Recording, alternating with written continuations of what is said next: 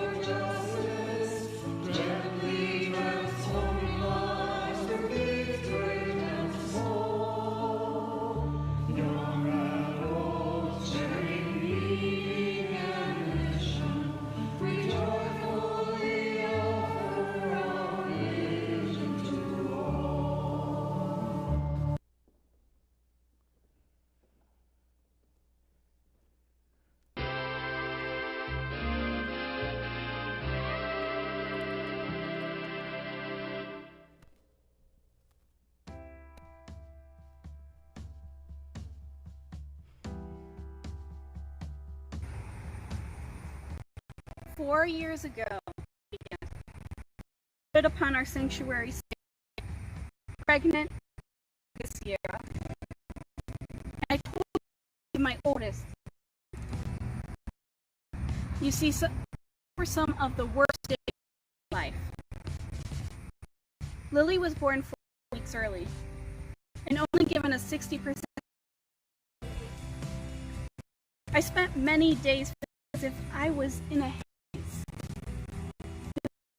Real. But through that, I found grace and kindness. Doctors and nurses, family and friends. And I knew to look for grace in the coming forward. Today, things are an understanding of where the election, but there are still unanswered questions. Unfortunately, I don't have a script to share with you. I do have being the sort of person I am, there is a saying I remember during time. The bird in the tree worries about the branch below breaking. Her fate is not in the branch, but in her own. Now, you might be young. Your wings might be new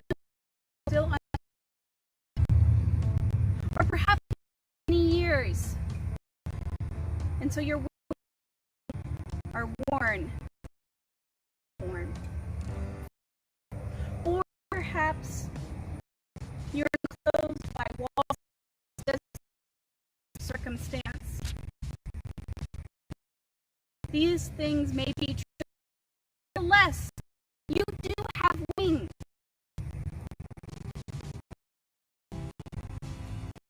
And having been with you 7 years now, I just want to remind you that when you take magnificent,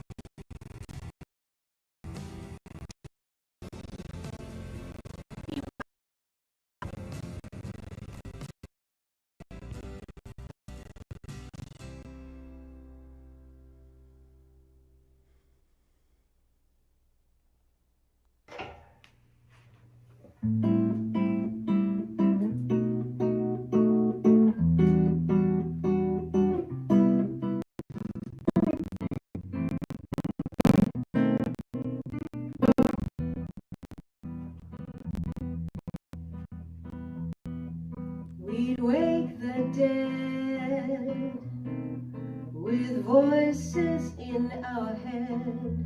We've gotten used to ignoring the truth. We close our eyes and breathe and eat the lies that tell us we're so much better than you. Silence is loud, humility is so proud. Nothing is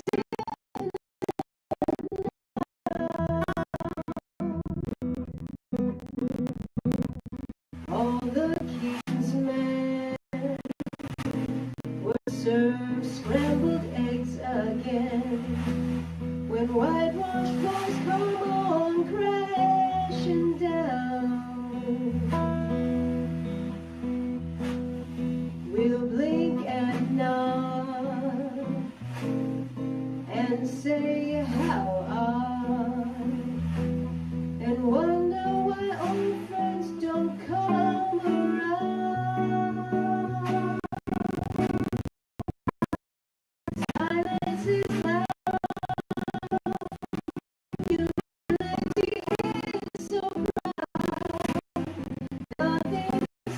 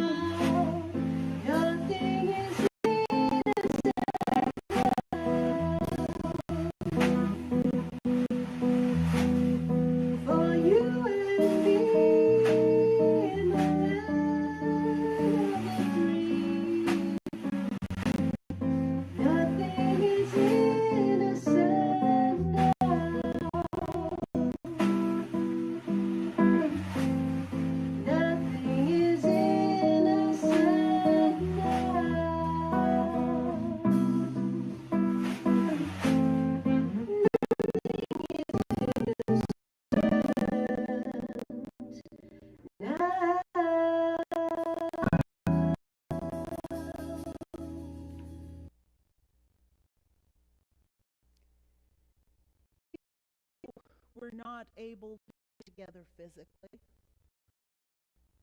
We're grateful to be able to assemble today virtually. Be together still community, spirit, if not in body.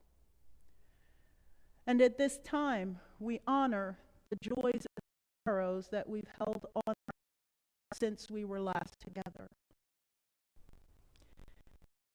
We continue to hold in our hearts those who have been affected by COVID-19.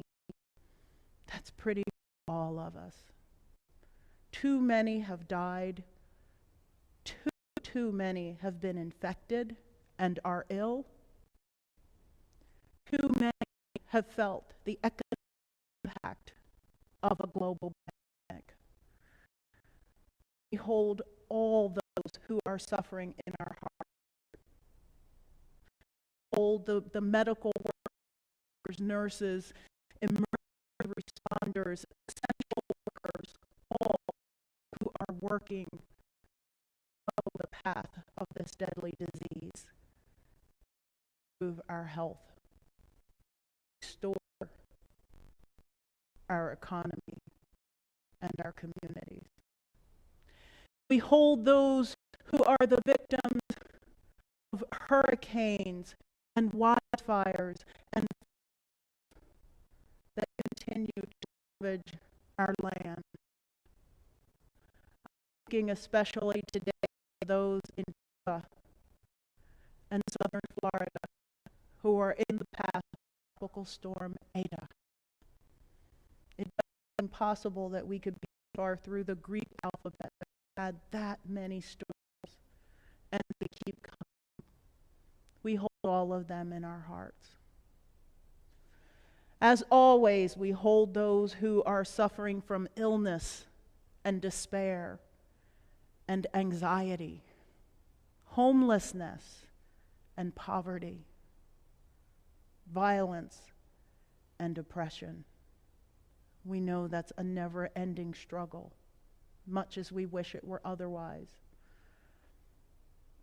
Today, we hold our American system of democracy in joy and with some sorrow, a mixture of both. We speak gratitude for those election workers, the poll workers, the canvassers, the election judges, the secretaries of state, all those who have worked around the clock to ensure a free and fair election. Gratitude to those who offered their lives in service and dedication to this country and local areas. And we still express some sorrow, cold sorrow, for the divisiveness, the anger, and the division that still exist. I chose for today's prayer something written by Sarah Eileen Lowell. Spirit of life and love, in this time of uncertainty, of fear and angst, our nation holds its collective breath.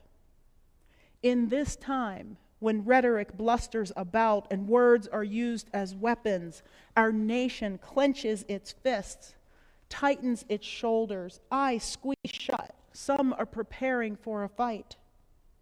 May we remember that we are a people of resilience. We have faced uncertainty before. We have weathered storms. We have been consumed by flames. We have risen like the phoenix from the ashes, and we will again. We, the people. May we remember our shared humanity, our universal kinship, our interdependence as we unclench our fists and breathe together, breathing in love and breathing out peace. May we recognize the spark of the divine inside all of us, even those we are not quite sure about.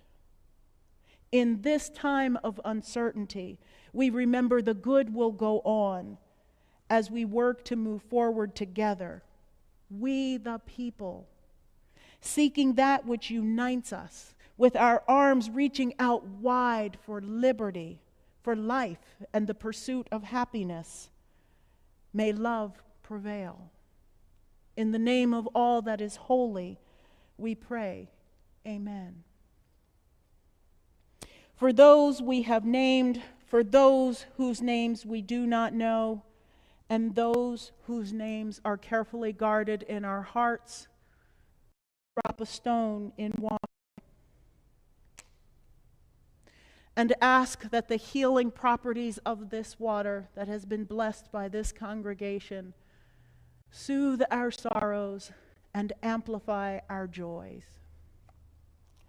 I ask you to join me now in a moment of silent meditation, reflection, and prayer as we view this morning's flowers from grandparents, proud grandparents, Jane Hobson and Larry Pitlinsky, in joyful celebration of their two wise and wonderful 2020 high school graduates, now college freshmen, Dana Smith and Jessa Pitlinsky.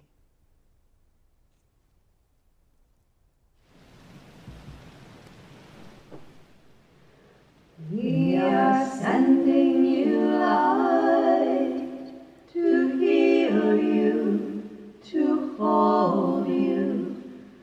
We are sending you light to hold you in love. We are sending you light to heal you, to hold you.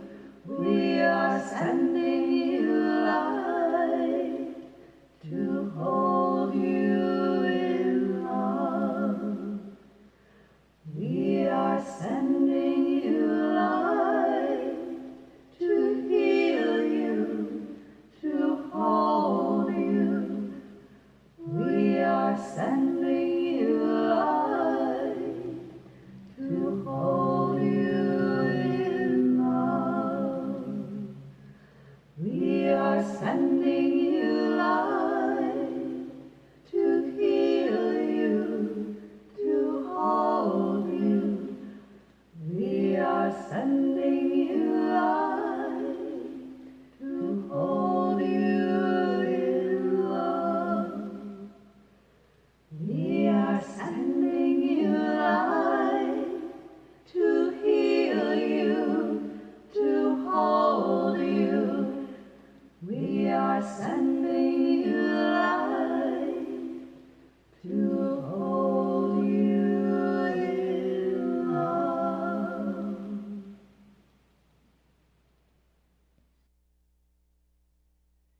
In support of our congregation and of those beyond these walls, the morning offering will be gratefully received.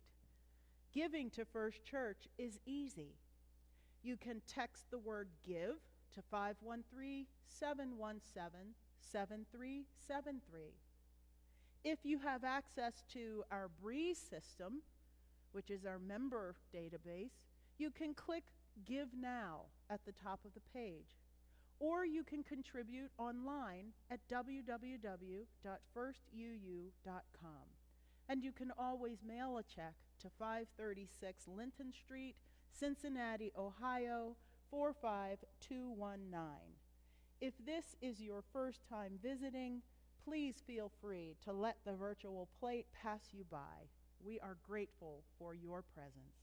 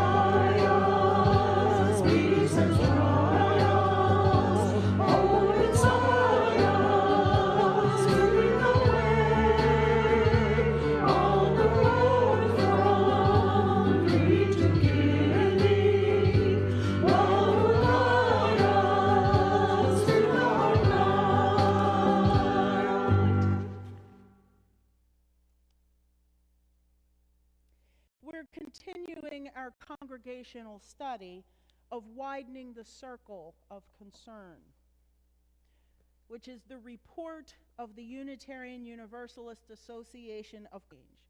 That's a mouthful. This commission is the group that was charged with studying and supporting long-term cultural and institutional change that redeems the essential promise and ideals of Unitarian Universalism. The areas they looked at included theology, governance, hospitality, liberation, and innovation. Each month, I'll share key findings from a particular section of the report during a service. The following week, we'll meet on Zoom as a group for an interactive discussion on that section. In November, we'll be looking at democracy. How fitting. If you missed the first session on theology, no worries. You can still join the discussion on Zoom on November 18th.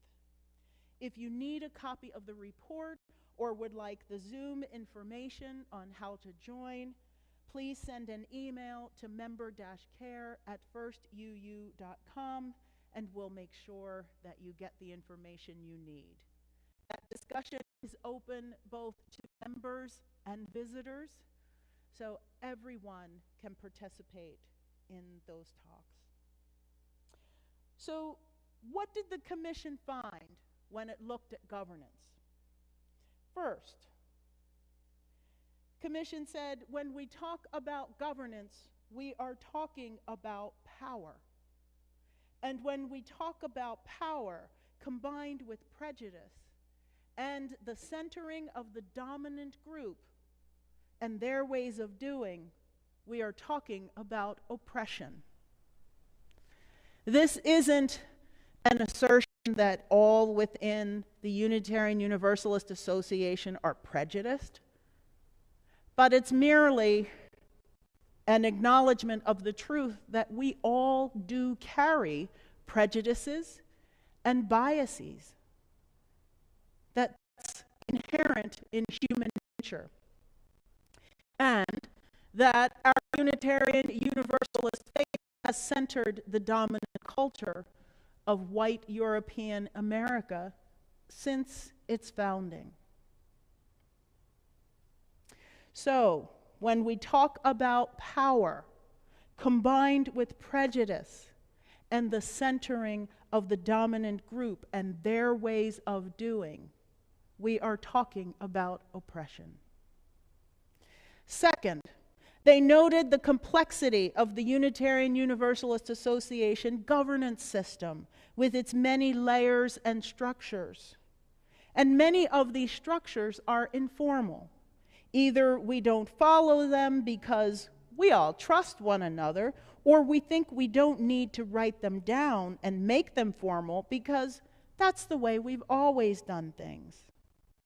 The commission noted that these informal structures create opportunities for hurt, discrimination, incomplete recounting of institutional history, and can result in selective institutional memory.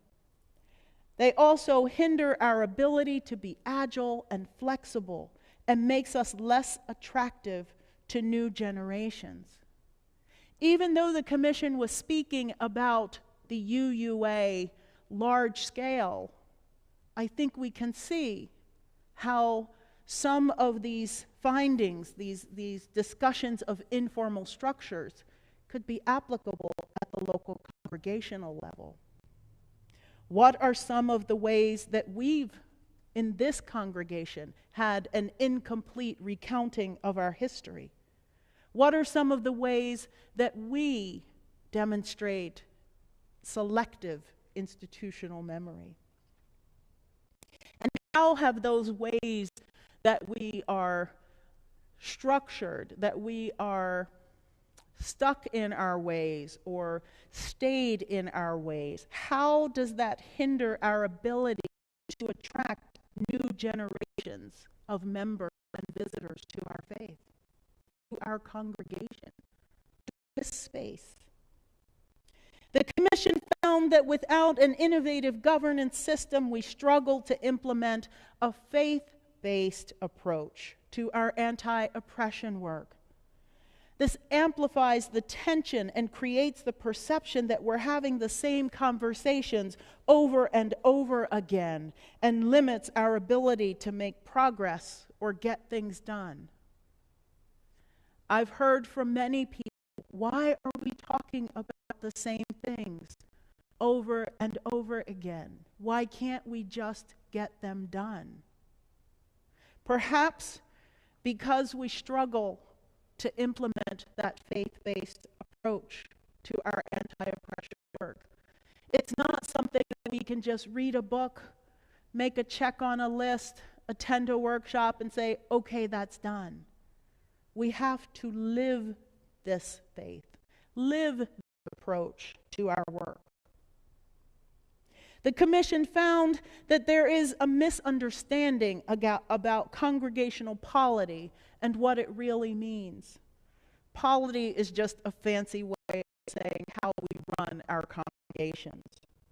The Commission said, we have developed a mythology about how we are governed that claims the complete autonomy of both congregations and individuals within congregations.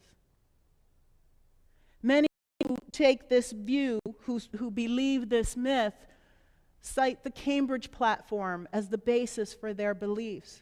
Yes, the Cambridge Platform does speak about congregational authority. And it also talks about the fact that no single congregation can go it alone. That we are all in this together. That we must be together with one another. That we are always and should always be in covenant with other congregations, with the regional levels and with the national levels of our association. Finally, the Commission found that we need a restatement of what is commonly believed among us. This hasn't happened in a while. We need a clear sense of mission if we hope to survive. One that focuses on anti-oppression work. They noted the difficulty that many congregations have in finding volunteers for leadership and other positions. Fewer volunteers are working more hours. This is something the Commission found, but we know it to be true across the board. We know it to be true here in our own community. Why is this happening? Well, the pandemic has changed a lot. But it's also because younger folks don't want to make long-term institutional commitments. And most of them already have more experience within settings that are multicultural or committed to those values and are critical to addressing oppression within our systems. So what does the Commission recommend? 3 things. First, that the Unitarian Universalist Association should articulate clear goals, plans, and measures toward a liberatory Unitarian Universalism for our times. It must conduct a power analysis, implement a plan that addresses and eliminates oppressive behavior.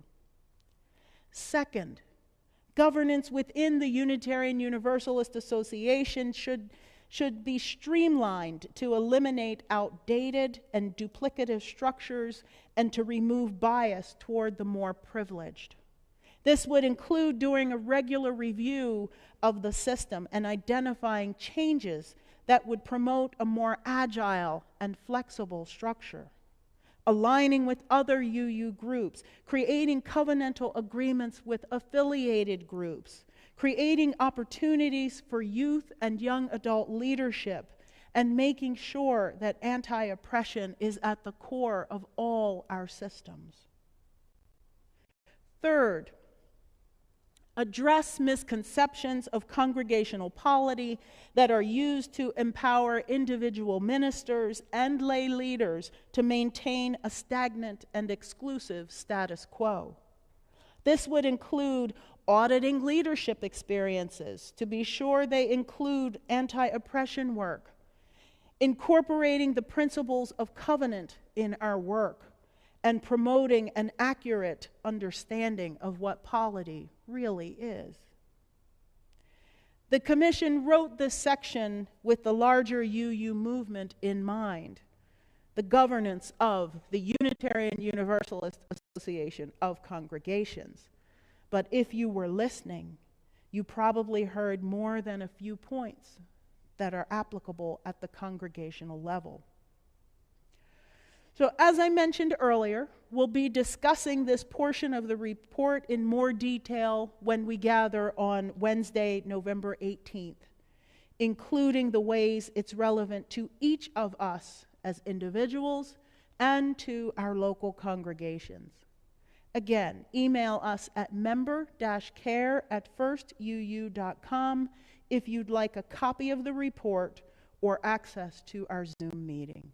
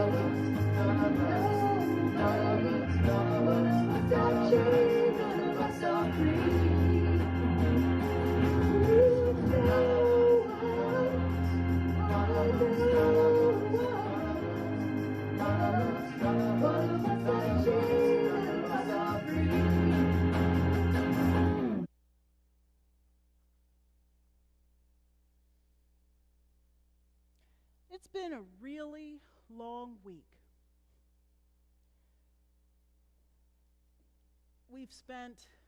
Many of us have spent days, hours, I don't know, long periods of time watching the news, holding our breath, clenching our teeth, waiting. And now, it's over. Or, well, maybe it's over. But it's been a long week. So what I want to do first is just take a moment. And wherever you are, whatever you're doing, let's just breathe together for a minute. Just take 3 deep breaths.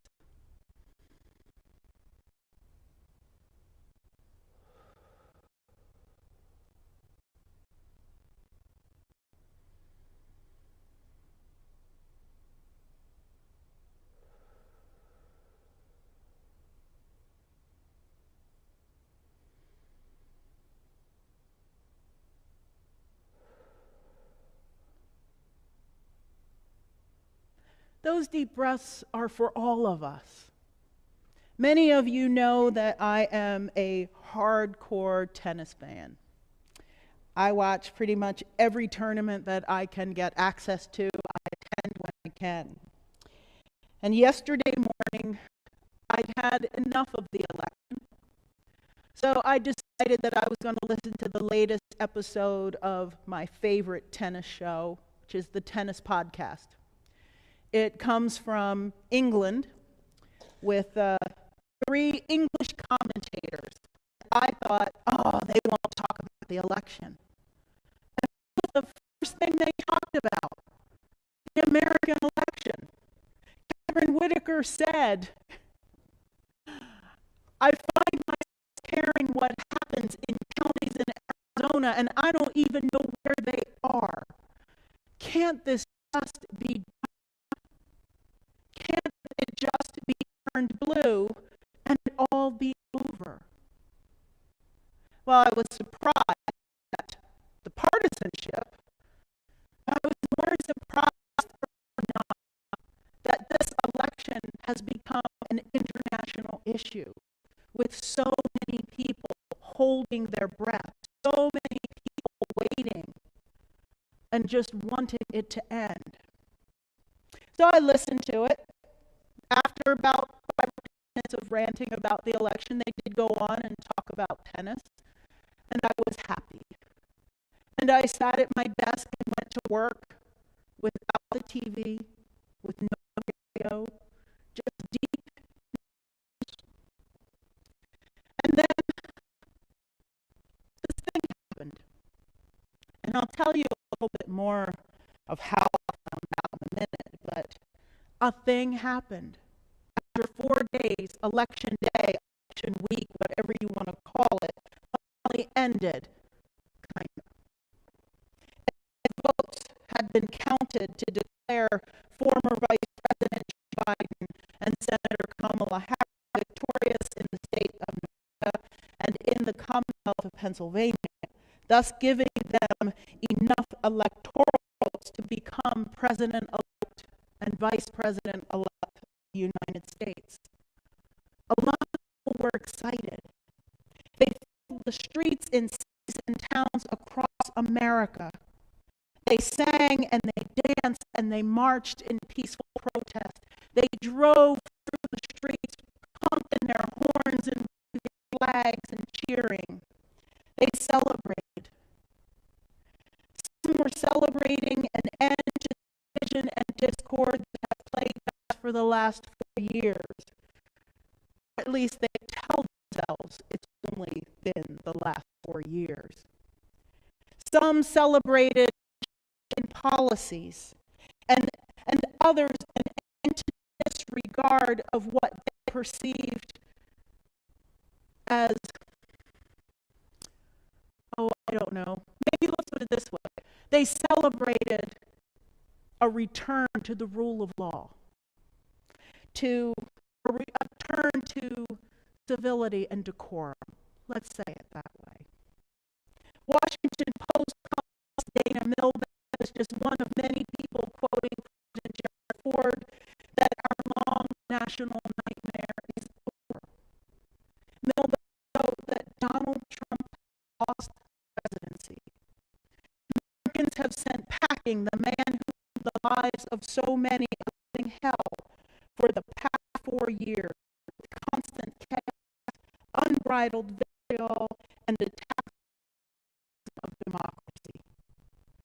There may be difficulty in the days ahead because of gratuitous court challenges and baseless claims of fraud. The rage he has induced supporters and opponents alike will take time to dissipate. For a moment, Milbank says, let us rejoice. Our democracy has arrived. Also, people celebrating Kamala Harris specifically, the first African American woman, and first person of South Asian descent to be vice president of the United States. I'm happy too. I'm glad to see that our democracy has survived.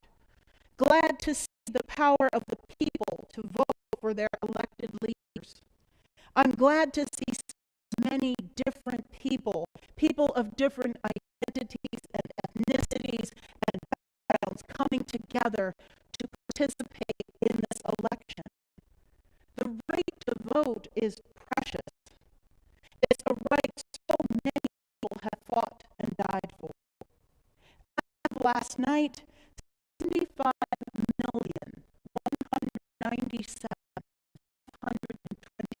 people cast their vote for Joe Biden for president. The system worked, and for that, I'm happy. I'm also proud of Kamala Harris. She is so smart and talented. She is than I am, and is about to be the vice president of the United States. And she is a black woman. Last night, a friend texted me a picture of all the past vice presidents of the United States. It was kind of arranged in a block of small squares of black and white photos. Think like a high school yearbook, but all of them together. These black and white photos of white men. And then on the side was a full body color shot of Kamala Harris leaning against that block. I gotta tell you, I am so proud of her. And yes, I'm gonna take some time to enjoy this black girl magic. Another group of folks who are happy. These are the ones who are happy because we won and they lost. I get it. The fervor, the passion, the commitment to a particular political party. Over a period of time, I suppose it can create a sense of us versus them. But I gotta tell you this too. It troubles my mind, and it doesn't sit well with my soul. I consider Donald Trump to be crude, volatile, narcissist. He's had some economic and professional successes in life, and whose views on many issues, including race, class, the economy, climate change, and the coronavirus, are inconsistent with mine. And still, he is a creature of divine inheritance, who has inherent worth and dignity. This week, 70,805,603 people voted for him. They can't all be racist, xenophobic, transphobic, horrible people, can they? I don't think so. Those 75 million plus who voted for Biden, are they all anti-racist, inclusive, welcoming, and wonderful people? I don't think so. Not all Biden voters are good people, and not all Trump supporters are horrible people. They're just as passionate, just as committed about their candidate as Biden supporters were about theirs. And every single one of those people, the 70 million, the 75 million, every single one of them carries the spark of the divine within them. Every single one of them carries inherent worth and dignity. Joe Biden said last night in his speech, those who voted for Donald Trump are not our enemies. Look, racism, homophobia, transphobia, etc. are never okay. But isn't it okay to have different views on policies, different approaches to solving problems? They are not bad people any more than we are good. They are not wrong any more than we are right. I watched Fox News for a couple of hours yesterday afternoon just to see what the coverage would be like. I was expecting that it was going to upset me, that it would be terrible coverage. And I'll tell you, there were two pundits towing the Trump line that upcoming litigation would expose all the fraud that's happened in this election and result in the announcement of Donald Trump as the real winner. But other than those two, the coverage was respectful and reasonable and truthful and not that much different from CNN. Now, I can hear some of you talking back to your device screens. Reverend Donald Trump was terrible, and you don't understand how historic and important this election was. Trust me, I get it. I do understand. In fact, there were two takeaways from this election for me. Not original ones, but two. First, we do need to lower the temperature, as Joe Biden said. For all those of you who voted for President Trump, he said, I understand the disappointment tonight. I've lost a couple of times myself. It's time to put away the harsh rhetoric, lower the temperature, see each other again, listen to each other again. And to make progress, we have to stop treating our opponents as enemies. We need to lose this us versus them mentality. We need to turn down the level of vitriol in our political discourse and bring back civility. All of us need to do that. Americans as a whole are tired of the vitriol, tired of the ugliness. We're ready for a return to decency, or at least a return to the appearance of decency and civility in government and politics. It's time to unclench our fists. My second takeaway is that we still have a lot of work to do. This is not time to rest. Yeah, this was an historic election, but so was the election of Barack Obama in 2008. I remember where I was on election night in 2008. I was for a progressive political organization monitoring our state of candidates and their progress in the Pennsylvania elections. I was going from hotel to hotel, from space to space, to be with each candidate as they made victory speeches or concession speeches. And at a time I was in a large hotel, and there were televisions playing, and the CNN said that they were ready to call the election of Barack Obama. I was in the middle of this giant crowd, and people were cheering, and I caught the eye of an older black woman who was working in the hotel. hotel, cleaning the display windows. Two of us shared a moment as we looked at each other and smiled. And off I went to my next stop. I knew it was an historic election. It didn't really change everything. Not in an instant. Still, the presidency of Donald Trump happened, despite all the hope and all the excitement we had. So electing Biden and Harris won't automatically solve all of our problems. There are some very angry people out there who found something appealing in the rhetoric of the current president. What is the source of their anger? I bet it's really not anger at all. I think it's probably fear. Fear of losing their livelihood, their way of life, their identity, their sense of belonging. They're scared. Can we consider the possibility that they're just afraid?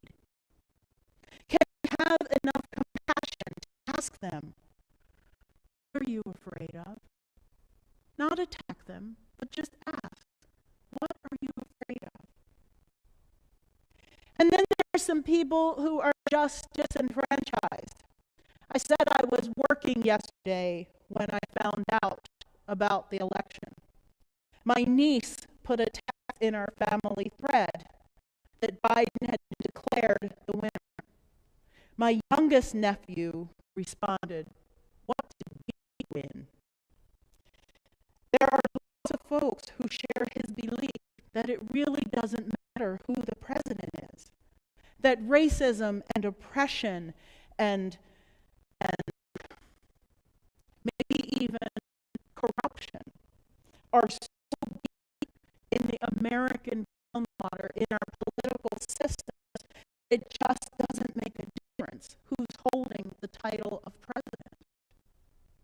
That's a possibility. So what do we do with these folks who are angry or scared?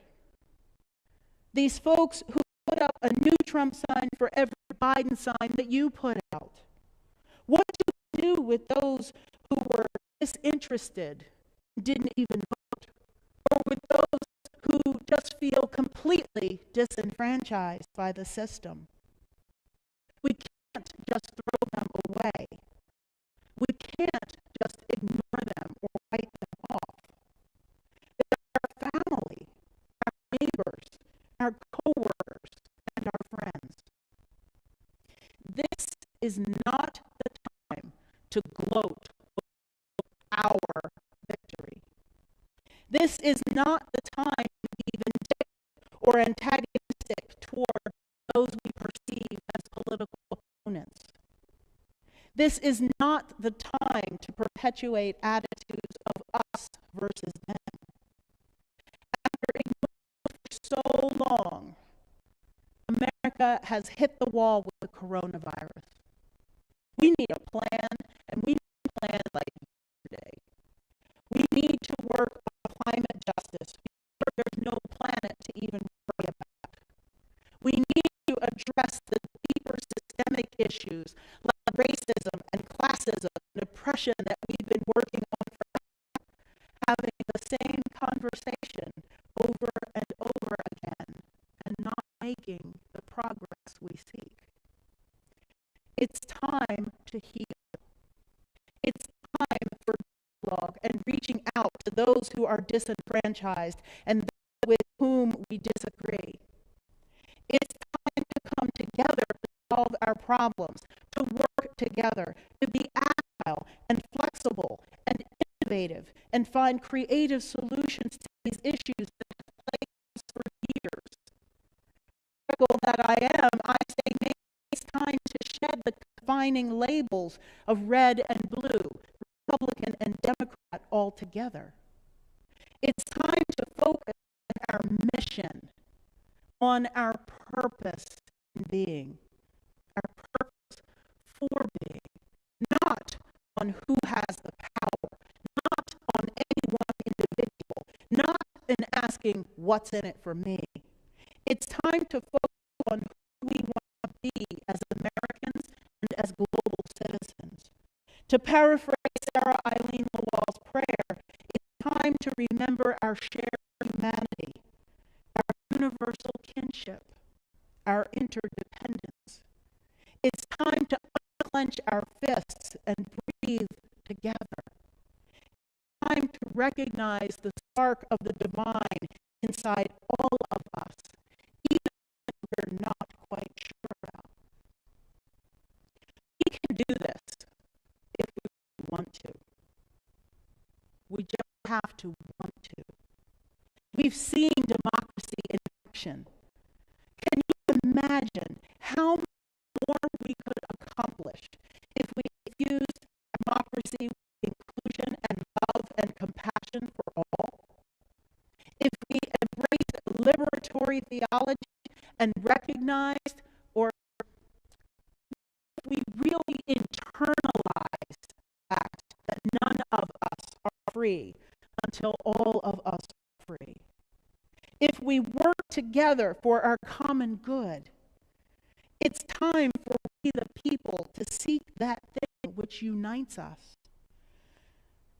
Somehow, it seems appropriate to end with comments from former President Barack Obama today. It will be up to not Joe and Kamala, but each of us to do our part, to reach out beyond our comfort zone, to listen to each other, to lower the temperature, and find some common ground from which to move forward. I'll add to that to sing, come who you are, and really mean it. Be so.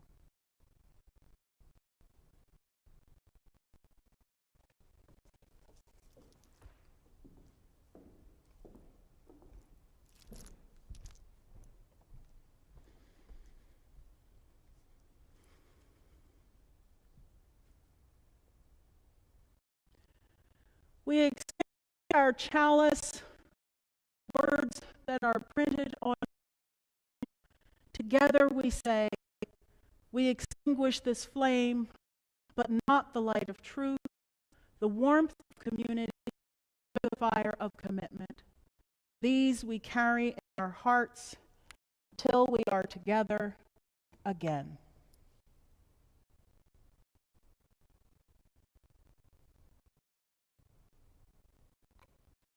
As we prepare to leave this virtual space, may we remember truly that we are all one. None of us are free until all of us are free. That it's time to lower the temperature and to come together to see the things that unite us. Go in peace.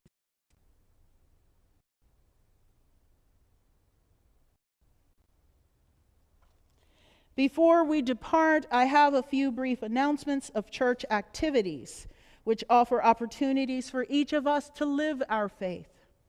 Immediately after this broadcast, join us on Coffee Hour on Zoom.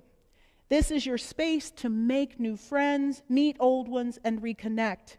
If you don't have the Zoom info, send an email to member-care@firstuu.com and we'll get it to you within the next few minutes. As I mentioned earlier, we're continuing our third Wednesday discussions of widening the circle of concern. Our next session is November 18th. Email us at member-care@firstuu.com if you need a copy of the report or to receive the Zoom invitation. Next week's service is the meaning of home and will feature messages from the UUSC, the Unitarian Universalist Service Committee. Our November Share the Plate will be donated to support the work of UUSC and the Guest at Your Table program. Thank you for joining us today. Blessings until we meet again.